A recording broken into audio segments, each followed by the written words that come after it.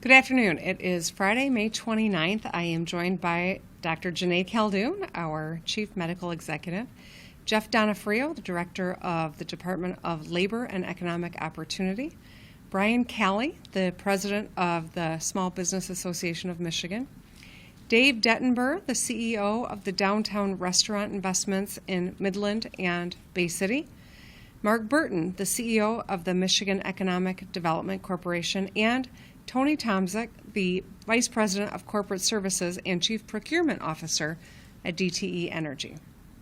Glad to be with all of you today and wanted to highlight this amazing mask that Dana Keller sent me.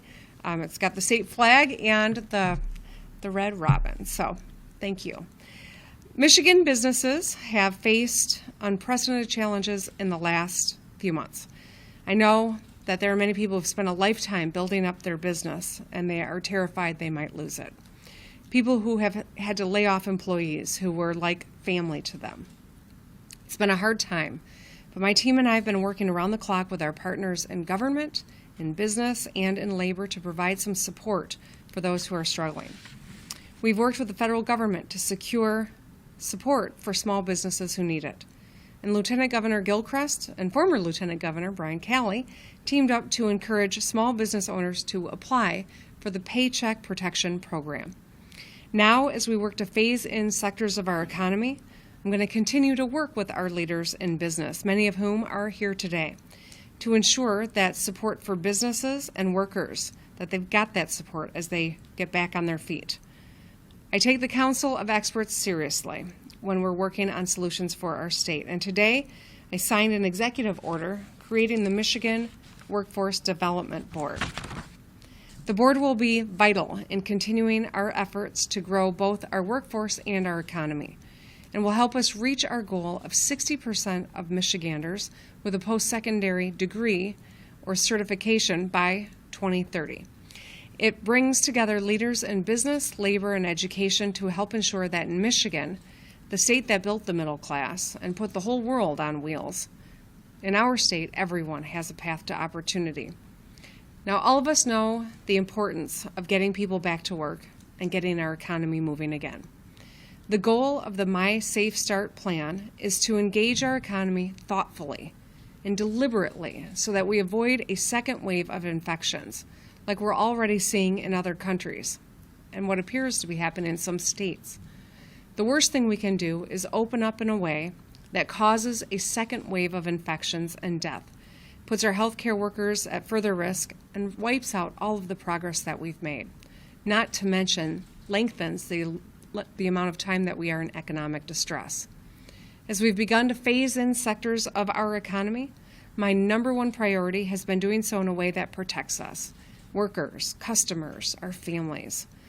Over the past several weeks, I've announced a series of measures to ensure businesses adopt strict safety measures to protect their employees and their customers. And I know that businesses want to get this right because they need to make sure their employees are safe on the job.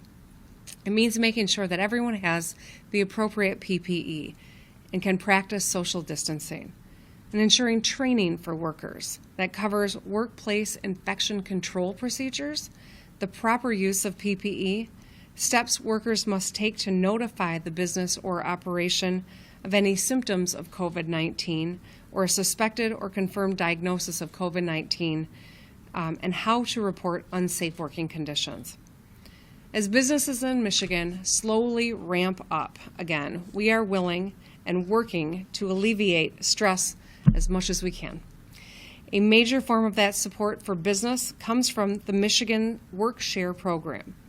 WorkShare benefits both employees and Michigan businesses, and we hope that our employers will take full advantage of it. The WorkShare program helps employers bring back workers from unemployment and restart their operations. Through executive order, I've expanded who can participate in WorkShare, both for employers and employees, offering employers greater flexibility as they restart their businesses and expanding eligibility so that more employees can be hired back from unemployment. With WorkShare, an employee who has seen their hours and salary reduced due to the pandemic is not only paid by their employer for hours that they work, but they're also eligible to receive both state unemployment benefits and the additional $600 federal payment in federal pandemic unemployment compensation through the CARES Act through July of 2020. So in other words, this gives flexibility to employers who are not able to perform at 100% capacity to retain their skilled workforce while saving costs in their payroll. This also allows employees to keep their jobs and to collect some unemployment for the hours that they've lost. Rather than the standard unemployment insurance, WorkShare could be viewed as employment insurance, a safety net, a program that helps workers employed, allows employers to show employees that they care, and allows employers to keep their talent. Mark Burton is also here today to talk about the MEDC's program to help employers secure PPE for their workers. On Wednesday, the MEDC announced that the Pure Michigan Business Connect program has developed a portal specifically designed to support the PPE needs of Michigan businesses as they start the process of reopening. We want to ensure that opening up in a way that is safe and smart does not undo the progress we have made in flattening the curve of COVID-19. So through the MEDC's PMBC COVID-19 procurement platform, we can help employers access the PPE that they need to ensure that their employees feel safe coming back to work, and also supports Michigan businesses that will be critical to our economic recovery efforts by connecting employer needs with those businesses that have the capacity to manufacture these critical supplies. Supplies like face masks, face shields, gloves, goggles, and other materials necessary to ensure the health and safety of employees and customers alike. The portal is open to all companies, all sizes and industries, and is available for all scales of PPE demand. It is also building on a proven model that helped to connect human and health service providers in the fight against COVID-19 access to businesses within the state that are providing supplies, including PPE, food, medical devices, paper products, and cleaning equipment, and more. So we know this model works, and we hope that people make use of it. To date, more than 900 Michigan companies with procurement needs registered through the portal, along with nearly 1,800 suppliers. One of those companies was DTE, who connected through the portal with Detroit City Distillery, a distillery that adapted its manufacturing in just 72 hours and started to produce hand sanitizer. Examples like these illustrate why Michigan is the arsenal of innovation. And as we look ahead to our economic recovery across our state, MEDC initiatives like this procurement platform will be vital to supporting business across the state and ensuring that we re-engage our economy in the way that protects our health. This has been an unprecedented few months for our state. And to reopen sectors of our economy the right way, we've all got to keep working together. The leaders on this stage are making tremendous effort to protect workers and customers and our families. As we continue to navigate our new normal during COVID-19 pandemic and beyond, I will continue to work with everyone who is committed to protecting our working people. I'll keep putting our workers' health and safety first and keep working to ensure solutions for business so that as they've struggled to get back on their feet, they can do so in a way that helps them be successful. Today, you'll hear from a group of people who share that same goal. On Tuesday, this coming Tuesday, I will be testifying before a congressional subcommittee on energy and commerce oversight and investigations with regard to COVID-19 responses in the states. I will be joining Governors Jared Polis from Colorado and Asa Hutchinson from Arkansas. I want to thank Chairman Frank Pallone Jr. and Chair Diana DeGette for the invitation. Here in Michigan, we have taken aggressive action to fight COVID-19. Our actions are working. Our case numbers are dropping, and we are ramping up testing and working through our plan for a real engagement of our economy in a way that protects our people. There is no question there is more work to do, and we must all keep doing our part. But I look forward to sharing the details of Michigan's COVID-19 response on Tuesday. We have an opportunity to show that Michigan is a leader, but we all must keep doing our part. Orders don't fix the problem, it's the response to them that do, and every Michigander should be proud of what we've accomplished. Let's not drop our guard now. With that, I'll introduce Dr. Janae Khaldun.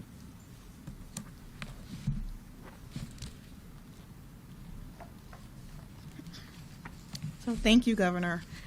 Today, we will be announcing 56,621 cases and 5,406 deaths.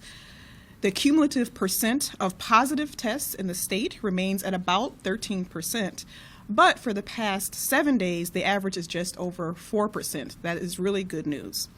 We've also nearly reached our 7-day average goal of 15,000 tests per day. We continue to work with local health departments to expand testing, and this weekend we will again be testing, this time in Mackinac City, Albion, Flint, Wayne County at the Westland Mall, Traverse City, and in Midland. If you will be in these communities over the weekend, please reach out to obtain a test. As I've said before, we've significantly expanded our testing eligibility criteria so that most people are actually eligible to receive a test, and you do not need a doctor's order anymore. We have over 250 testing sites across the state, and to find one, all you need to do is either call the MDHHS hotline at 1-888-535-6136, or you can go to our website, www.michigan.gov/coronavirus test. As we continue to aggressively increase testing and the downward trend in cases continues across the state, in the upcoming days, we will be able to move forward different regions of the state in the next phases of the My Safe Start plan. We also know that we have to protect the most vulnerable from COVID-19, especially people who are living in nursing facilities. Michigan, just like many states across the country, is seeing a devastating number of cases and deaths amongst nursing home residents. To get a clearer picture of the situation in nursing facilities, we've revised the state's reporting structure so that it better aligns with the newly released CMS guidelines at the federal level. We've provided this further guidance to our nursing facilities on these reporting requirements and have released this new updated data on our website today. As of this week, with 91% of facilities reporting, we know that 4,949 cases of COVID-19 have been in nursing facility residents across the state, and preliminarily, we know of 1,216 deaths. Almost 23% of all COVID-19 deaths in Michigan are in nursing facility residents, and we think with improved data reporting, that percentage is likely even higher. These deaths are incredibly heartbreaking, and we take this very seriously. We must do everything we can to ensure that our elderly and our most vulnerable are protected from the virus and are receiving the absolute best medical care. And we also know that reporting data alone is not enough. We now are partnering with district response teams led by the Michigan State Police and local health departments to expedite testing of nursing homes across the state. In addition, we have infection prevention and assessment teams, or IPRAT we call them, and they've been working with local health departments to do assessments of nursing facilities throughout the state. These teams have provided assistance to 278 nursing facilities, and they're doing things like making sure they're implementing best practices when it comes to isolation, screening residents and staff for symptoms, and the use of personal protective equipment. We've also created regional hubs across the state, and they are now approved based on their ability to provide high-quality care to nursing facility residents and making sure they have the appropriate staffing, PPE, and ability to isolate residents. We now have 663 of these hub beds available for nursing home residents who have COVID-19 but do not need hospital-level care. These steps that we've taken are incredibly important and will help to save lives, and we will continue to do even more to make sure our nursing home residents are protected. Finally, as we come to the end of Mental Health Awareness Month, I want to remind everyone that while we often focus on the physical consequences of COVID-19, we cannot forget about the need to take care of our mental health. This is a stressful time for everyone. People have lost jobs, they've seen loved ones become ill and die, or they're trying to work while figuring out how to educate and care for their children, and I certainly am. Since this crisis began, the Michigan Department of Health and Human Services has been expanding available resources to help people through these difficult times. The Michigan Stay Well Counseling Service is available by calling our COVID-19 hotline, and that number is 1-888-535-6136, and you can dial 8. Confidential and free counseling services are available 24 hours a day, 7 days a week, and we also have language translation services available for that line as well. For people who are suffering from emotional distress and anxiety because of this crisis, but they prefer to text someone as opposed to a phone call, all you have to do is text the word RESTORE, R-E-S-T-O-R-E, to the number 741-741, and you can get support 24 hours a day as well. This and other services are available at our website at www.michigan.gov/staywell. I also want to thank the Michigan Mental Health Association. They've had nearly 500 mental health professionals sign up to volunteer their time and services to assist those in need, and we're grateful for their service. This crisis has been difficult for everyone, and life as we know it will be different for a while, but we can get through this. Let's protect ourselves and each other by continuing to wear masks, maintaining an appropriate 6-foot distance from each other, not gathering in large crowds, and washing our hands often. And make sure you're taking care of your mental health, getting exercise, and checking in on loved ones and family members often with a phone call. We truly are in this together, and with our continued patience and vigilance, I'm confident we will beat COVID-19. And with that, I will turn it over to Director Donofrio.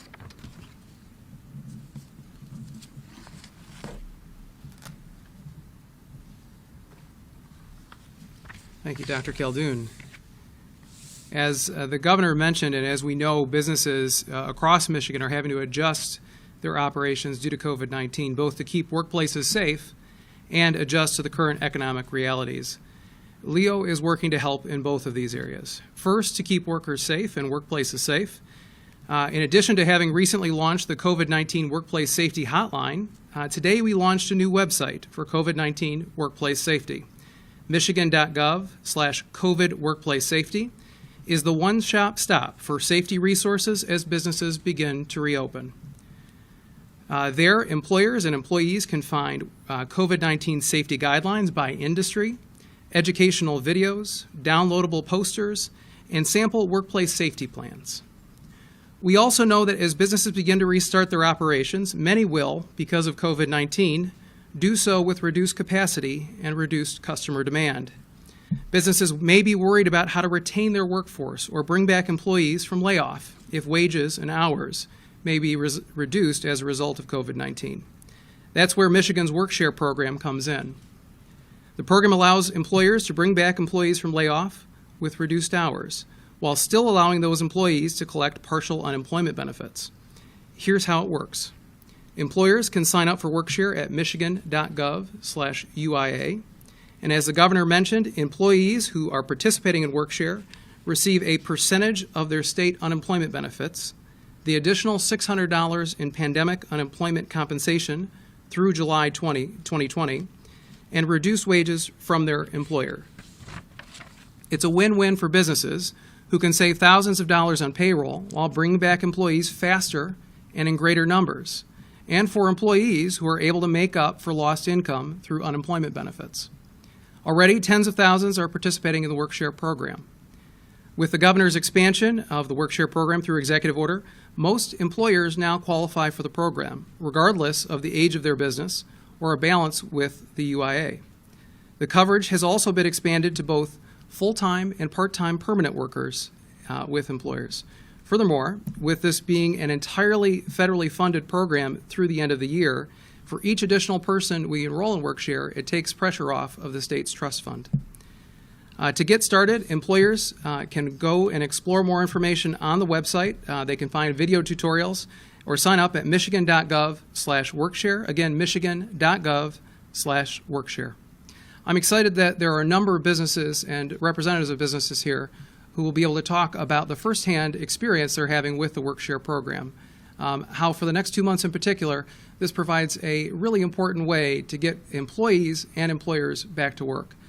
So I'm going to announce and bring up to the podium next Brian Kelley, the president of the Small Business Association of Michigan.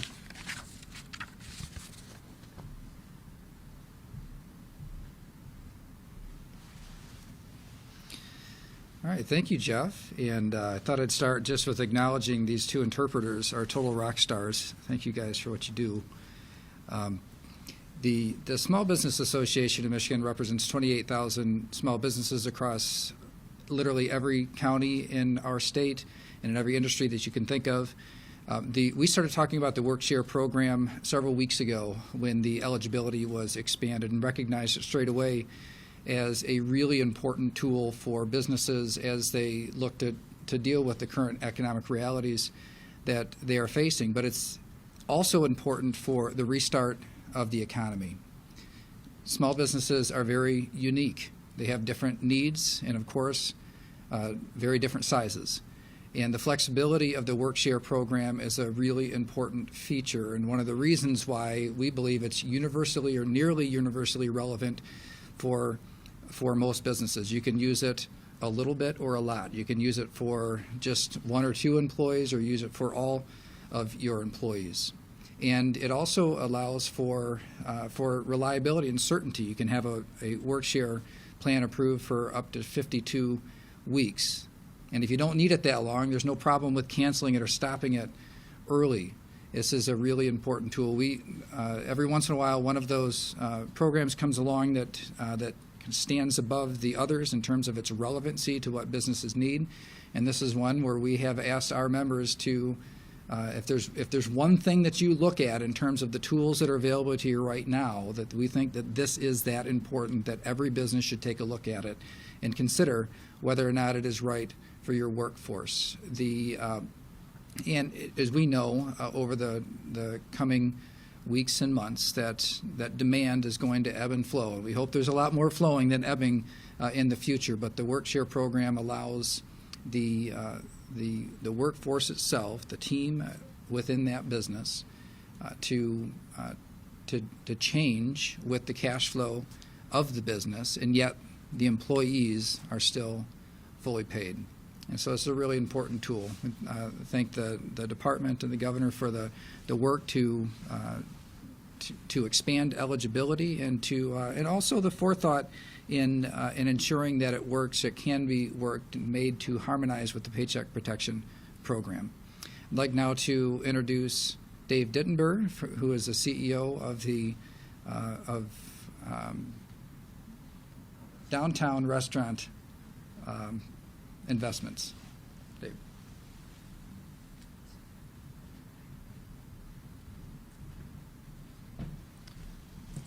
Thank you very much, Brian. I appreciate the opportunity to be here today to share my experience with the Workshare program. As an employer, I can testify to the truth of what the governor said. Our employees are like our family.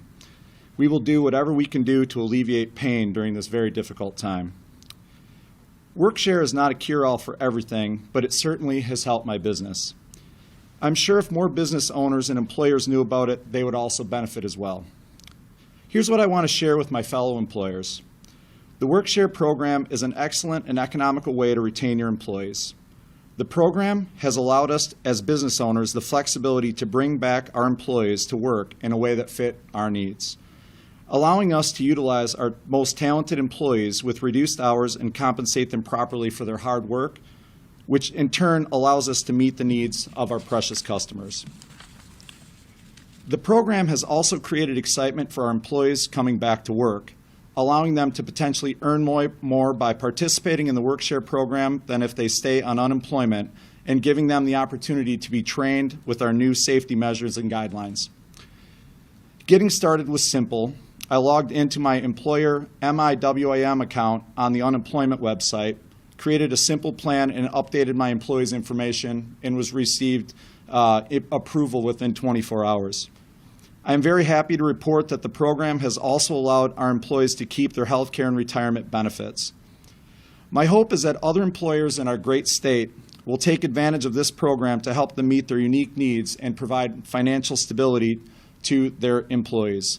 For them, their employees, as they restart their operations, it's been a great program for us, and I appreciate the opportunity to be here to share my stories with you.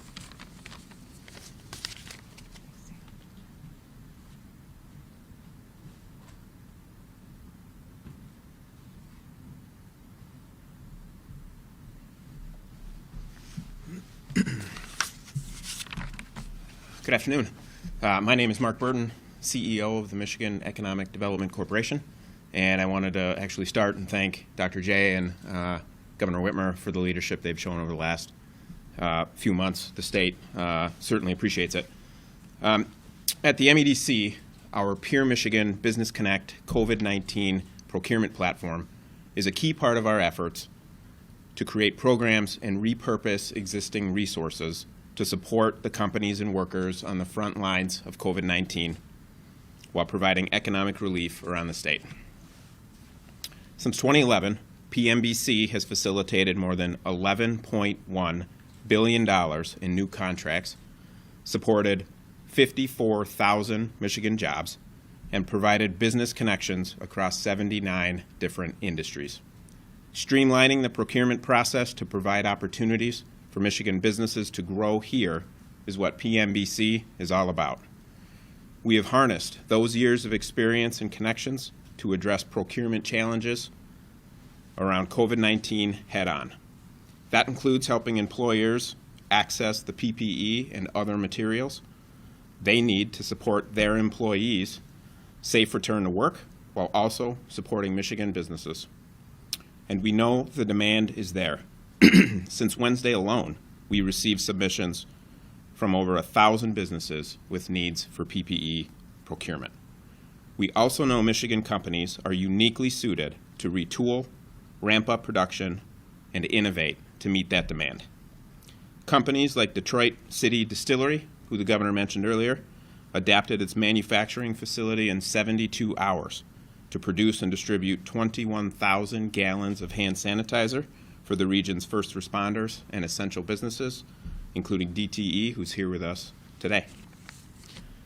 Helping to drive the arsenal of innovation in this state, MEDC awarded 12 small businesses and nonprofits around Michigan a total of $1 million in grants through PMBC to help retool and produce critical health and human service supplies in response to the outbreak.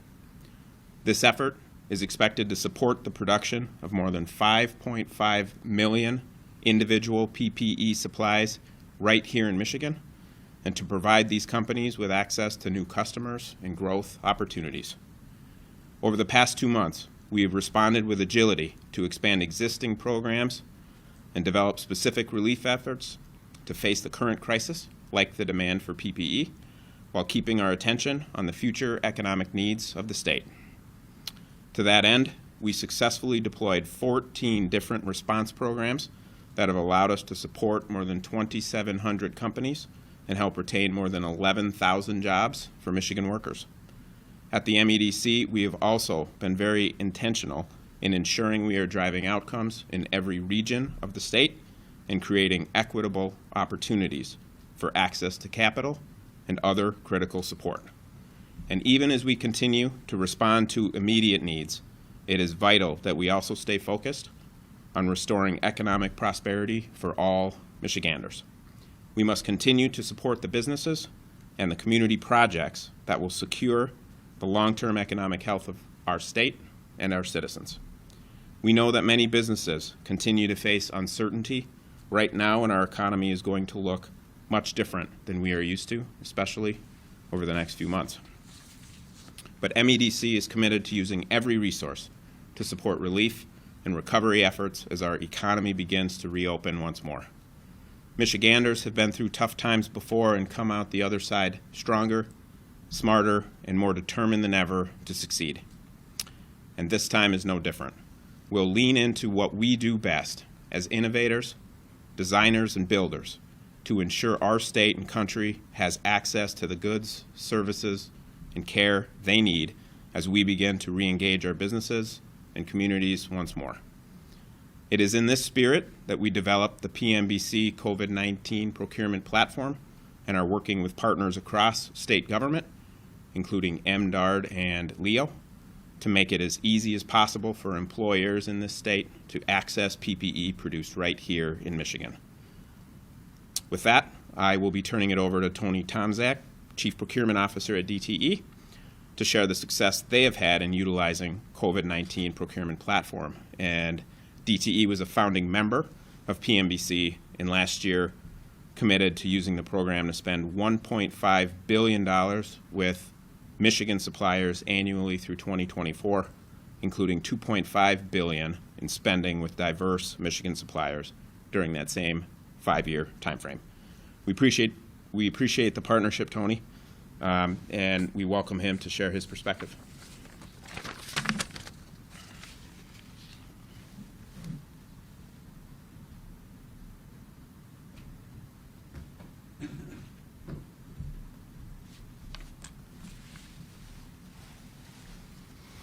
Good afternoon.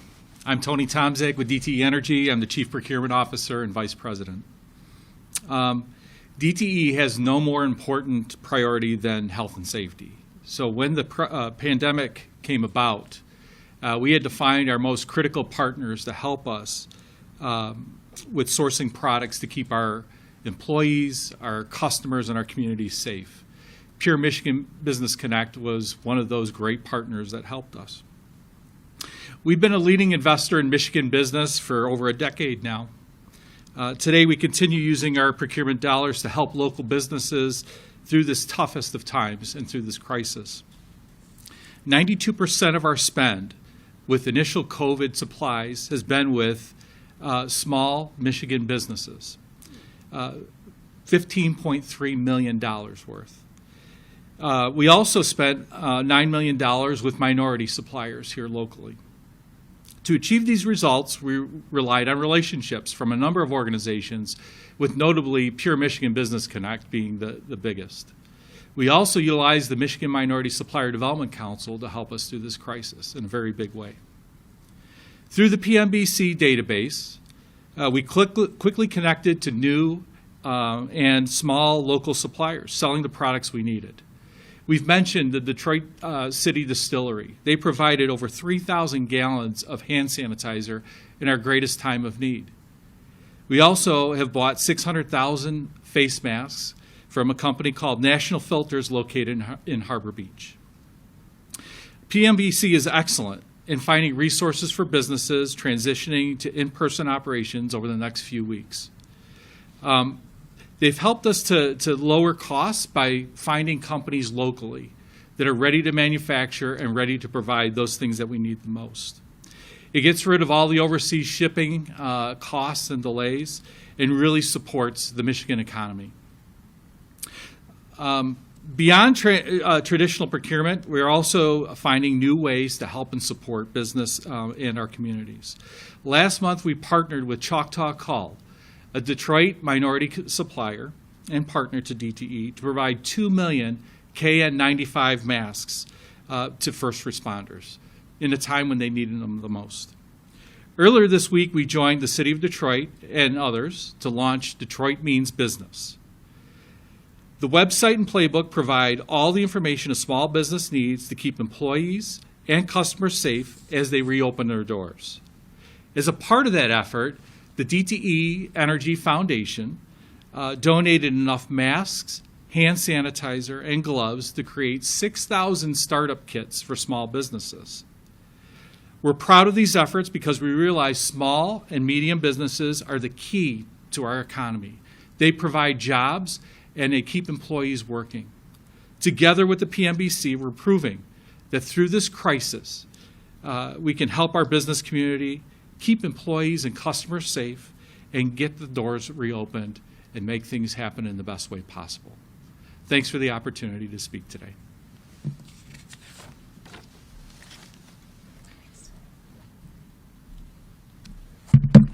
Wonderful. Well, Thank you all for participating today and your leadership. We really appreciate it.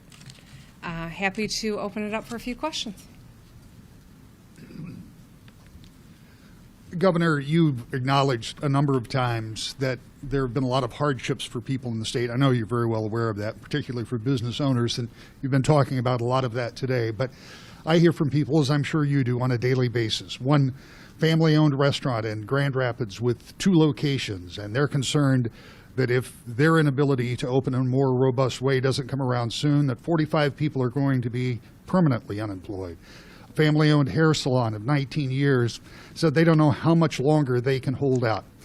I understand your reasoning, and you've mentioned it several times. Is there anything you can do to offer folks like that, particularly family-owned businesses without a lot of resource, some hope as we move forward? Well, absolutely. You know, I think that one of the things that we should all be very proud of is when we look at where Michigan is on the national map, we've made incredible progress. And it's because the vast majority of people in the state have taken this seriously and done their part. It is because of that we are continuing to turn the dial and re-engage additional sectors of our economy. I believe that if we continue on the trajectory that we are on in the coming days, we'll have additional regions that will be looking to moving forward. And as you know, everyone wants to know precisely when that's going to be. And I think that's one of the frustrations that is real. It's legitimate. I have the same. And yet we know that we've got to follow the data as we continue to ramp up and identify where COVID-19 is and trace. We're going to be in a much stronger position to make sure that as we re-engage, we're going to stay safe in that. And I know that there are people across our state who have spent a lifetime building a business that is now precarious, or to put it lightly, and I know that they're worried. What I can say is that because of where the numbers are headed, we feel confident that if it continues, that we will be in that position to continue this re-engagement and stay re-engaged. And I know that's what everyone wants. The business, the family that owns the salons or the restaurant, the worst thing would be is if we went back to business and then had to shut down again. As tough as this moment has been, we've saved a lot of lives and we're making progress. But if we have to start moving backward because people drop their guard or don't take this seriously or stop wearing masks and observing best practices, we'll be back where we started, and none of us can afford for that to happen. As tough as this has been, that would be devastating. And so I just, to the people who you've spoken with, to people across the state that feel that same way, please know that I am as eager to keep turning this dial and re-engage as anyone. I just want to make sure that when we do, you're going to be safe, your employees are going to be safe, your families are going to be safe, and we don't have to move backward. Governor, we did see some new nursing home data on the state's website today, but we're still not seeing nursing home deaths online, and it also doesn't include reporting data for some of the long-term care facilities like the assisted living spaces. We keep hearing that the state has a plan for this types of reporting and increased testing, but what does that plan exactly look like? As far as what is your progress on that, and when will we see this, and how reliable will it be? So this is one that I'm going to hand over to Dr. J. So that is a great question, and I'll tell you, I myself am frustrated as well. Our data reporting systems for public health, whether it's hospitals or just people getting a test, they have not kept up with what we need to be able to fight this pandemic and get people the information as quickly as we should. So CMS put out guidelines, as I've mentioned earlier this week. They put out guidelines recently. We had to align our guidance to the nursing facilities with those guidelines. Today, just a couple of hours ago, we made sure after cleaning all of the data, it doesn't come in perfectly. We have to clean it and make sure there's no duplicates. So right now, as of today, we have the cases by facility on the website. You can even see who actually did not report as well. We still have to work on the deaths. What I don't want to do is put up data that's not accurate. What we know is that there are some facilities that are reporting to the local health department, but they're not reporting to us, and we have to understand what that means and put that up as well. But our goal is to be able to report as accurate as we can, death data, and also we are gathering information from those additional facilities that you said as well. But again, we got to get it right. We have to make sure people understand what to report, and we'll continue making progress with that.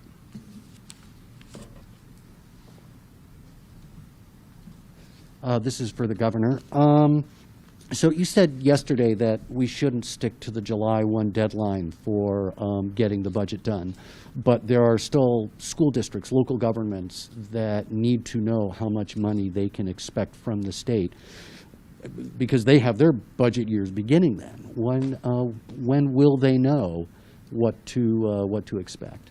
Yeah, I'm acutely aware that local governments and school districts have their budget year begin at July 1st, and that's precisely why I tried to get that budget done last year on time, and of course it wasn't done until the last moments. The fact of the matter is, right now we've had to, because of COVID-19, deal with this massive economic hole that it's created in our budget.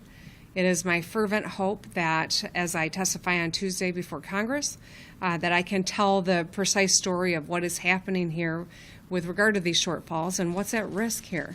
In the midst of a pandemic, it would be incredibly short-sighted to force cuts into public health, public education, and public safety.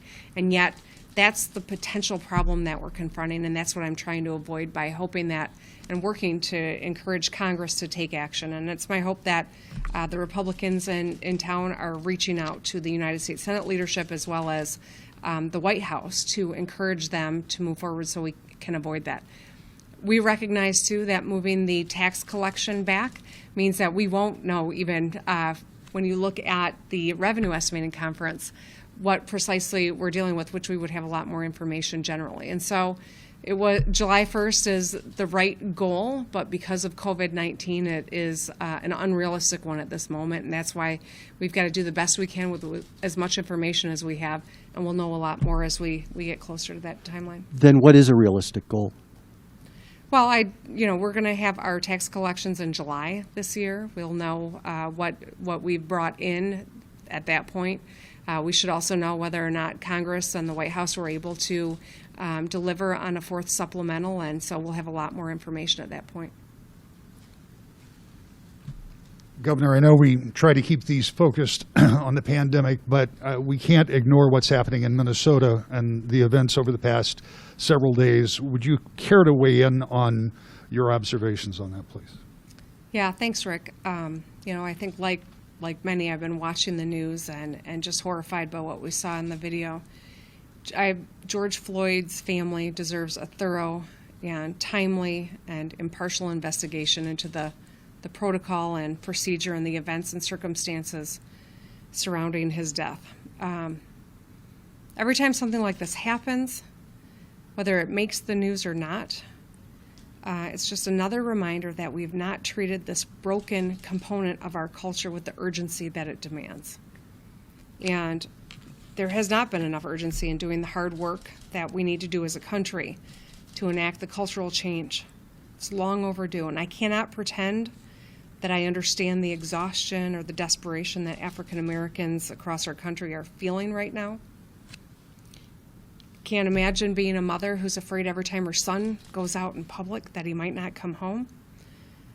But what I do understand is that it's on every leader in this country to work urgently until we achieve that cultural change that's overdue. And it's incumbent on every one of us to stand up for what is right. We have to hold people accountable, people that perpetuate these abhorrent actions. George Floyd's death and the deaths of many others, Ahmaud Arbery, Trayvon Martin, Renisha McBride, they're not isolated incidents, but they're a part of a systemic cycle of racial injustice in our country. I thought this question might come, and that's why I wanted to jot down a few thoughts, because it is important that we get this right. The events of the last couple of weeks have really sent a clear message that Black lives are under threat every single day, whether it's the fear of law enforcement or the fear of this pandemic. And we cannot live in a society, in a country, where our rights and dignity are not equal for everyone.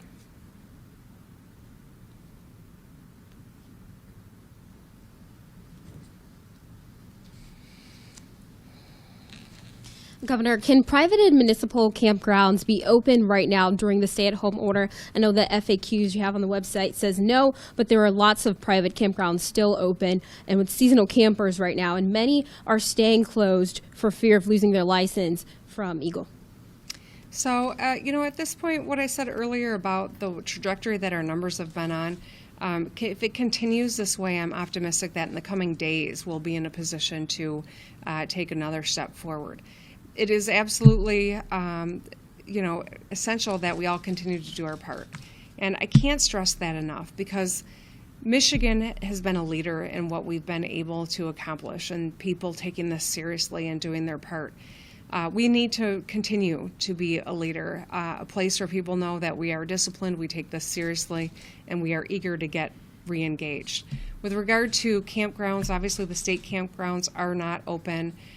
Private ones, some of them are. I just encourage people to continue taking this seriously. As you look to Region 6 and 8, we have left some of the discretion to the local officials and the local public health department to make sure that if they believe it's important to go slower, that they do. And we're encouraging them to look seriously and have some ownership over how quickly this pacing is. We have said right now we do not believe that it is safe to engage on that front, although I suspect in the coming days that may change. What about regions 5 and 7 who've seen kind of consistent numbers? So, we actually have a call tomorrow to discuss the next phases of this re-engagement and what that looks like. I think context is always important, and that's a part of the discussion that we're having tomorrow.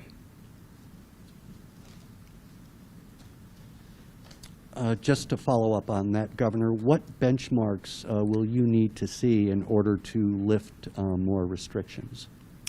So, obviously I'm working very closely with Dr. Khaldun and University of Michigan Public Health. Merck has articulated a number of things that they believe we should be looking at. But of course, it is always... I mean the Michigan Employment Relations Commission. The Michigan Economic Recovery Council. That one. Yes, I know. We have a lot of things that sound the same. It sounds exactly the same because it is, but very different organization. So clearly we are looking at our ramping up of our testing. We've made incredible strides. We were under 5,000 tests a couple of weeks ago. Now we're almost up to 15 daily. That is a major stride. We need to do more. We have aggressive goals, and we're going to meet them. But there's additional testing we want to be able to accomplish across the state. That is critical to understanding the spread of COVID-19.